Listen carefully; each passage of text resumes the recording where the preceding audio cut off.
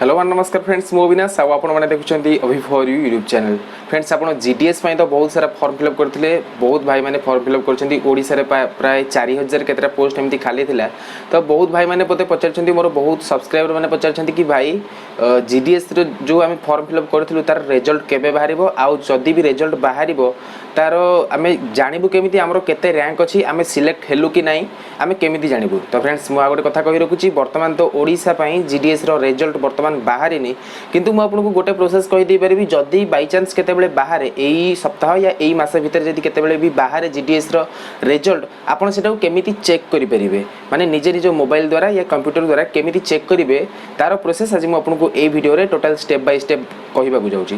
तो friends video को प्रथम रू लास्ट पर्यंत देखिए कहीं जब गोटे भी स्टेप मिस कर जाती आपण मैंने यही कमटी को करें। तो आउ गोटे रिक्वेस्ट करुँच जदि आप चैनल नुआ होते प्लीज आम चैनल को सब्सक्राइब करूँ आउ साइड में बेल आइकन को दबाई दिंतु कहीं मुझे जिते इनफॉर्मेटिव वीडियो टेक्निकल वीडियो जो मो चैनल अपलोड करी आपड़ देखिपारे सबुठू प्रथमे। तो फ्रेंड्स आउ किसी डेरी करवानी चलते मुझे स्टेप बाय स्टेप कहीदे कि आप फ्यूचर में केते जीडीएस रिजल्ट चेक करती तो आप केमी चेक करेंगे। तो चलते वीडियो को स्टार्ट करना। तो फ्रेंड्स जीडीएस रिजल्ट चेक करने को हेले आपन को प्रथमे आपनकर ब्राउजर ओपन करने। तो मु मोर कंप्यूटर रे क्रोम ब्राउजर ओपन करनौची आपन भी मध्य आपनकर मोबाइल किंबा कंप्यूटर रे ब्राउजर को ओपन करनियंतु। ओपन कर सारिबा परे सर्च बार रे आपन टाइप करंतु जीडीएस। तो मु वर्तमान टाइप करनौची जीडीएस। तो जीडीएस टाइप कर सारा पर एंटर मारंतु। एंटर मारी सारा पर प्रथमे जो ऑप्शन टी आसबो होम एपी पोस्टल तो सही ऑप्शन टाक आपन को क्लिक करबा को हेबो।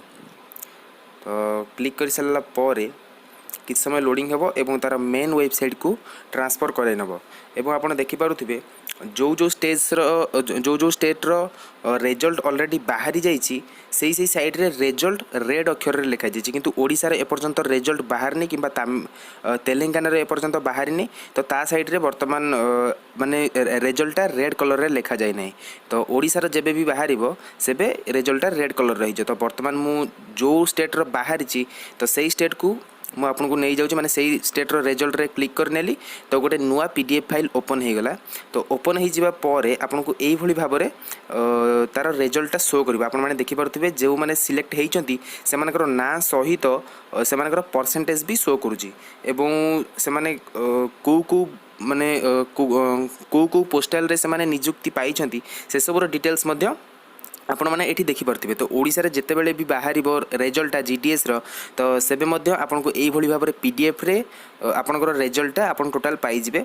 तो बर्तमान आम चलते देखा यार कटअफ केते जाइछि बर्तमान कटअफ तो 71% अच्छी या 62% अच्छी आमर अन्य स्टेट रे। तो ओडिशा रे केते रहबो केते नै सेटा तो रिजल्ट बाहरी सारिबा पर जाना पड़िबो किंतु आपण बस एतिकी जानि नियंतु कि जेते बेले भी ओडिशा रे रिजल्ट बाहरिबो तो ओडिशा साइड रे जो रिजल्ट लिखाई छि सेटा रेड कलर हे जिवो आ रेड कलर हे सारा पर गोटे पीडीएफ फाइल रे आपनकर टोटाल रिजल्ट से प्रकाश पाइबो।